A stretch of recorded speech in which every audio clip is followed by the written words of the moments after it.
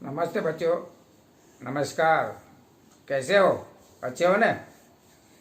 तो मैं आज सिद्धि हिंदी विद्यालय में से आप और अभिभावकों का हार्दिक स्वागत करता हूं और ढेर सारी शुभकामनाएं देता हूं।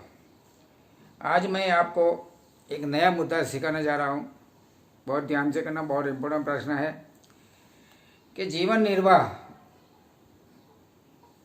2-3 बार सुन लिया कि जीवन निर्वाह की परिभाषा तो सीख लिया, लेकिन उसका जो जीवन निर्वाह खर्च का जो सूचकांक याद करते हैं, उसकी रचना करते हैं, तो रचना क्यों करते हैं, इसके बारे में मैं आपको समझाने जा रहा हूँ। तो रचना करने में 5 मुद्दा खास ध्यान रखना। पहला मुद्दा, उद्देश्य। जीवन निर्वाह खुद सूचकांक की रचना करने में पहला मुद्दा है उद्देश्य। इसका मतलब है उद्देश्य क्यों रचना करनी चाहिए, उसका स्पष्टीकरण करना चाहिए।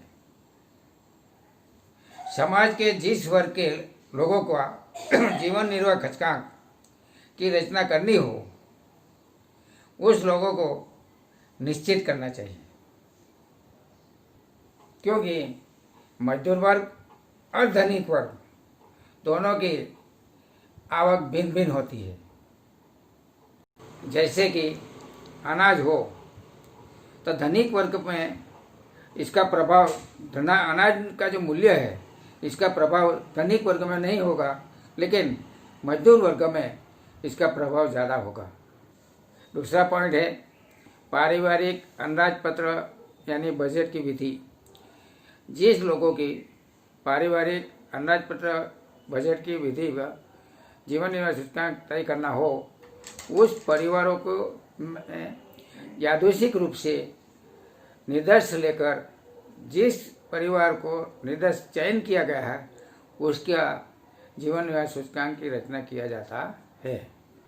तीसरा मूल्य की प्राप्त करना है कि वस्तुओं के मूल्य प्राप्त करना, यानी कि जिस लोग की परिवारों के लोगों की जीवन निर्वाह सूचकांक प्राप्त करना है, तो उसके बारे में जे विस्तार में रहते हैं, जिस विस्तार में उन लोग रहते हैं, उस विस्तार में से फुटकर प्रश्न जो है, ये फुटकर मूल्य प्राप्त किया जाता है। चौथा पॉइंट है आधार वर्ष। आधार वर्ष सामान्य वर्ष होना चाहिए। आधार वर्ष का मूल्य जो प्राप्त करना हो, तो उसके बारे में सापेक्ष मूल्य ज्ञात करना पड़े। सापेक्ष मूल्य यानी I/P1/P0 × 100। 5 यानी औसत। अलग अलग यानी भिन्न भिन्न वस्तुओं का मूल्य सापेक्ष है। सापेक्ष मूल्य प्राप्त करना आवश्यक होता है। जीवन निर्वाह सूचकांक के लिए भिन्न भिन्न वस्तुओं का महत्व एक जैसा नहीं होता है, इसलिए उसका भार निश्चित करने में भिन्न भिन्न वस्तुओं को रचना करना आवश्यक होता है। भार 2 प्रकार का है, गर्भित भार और स्पष्ट भार।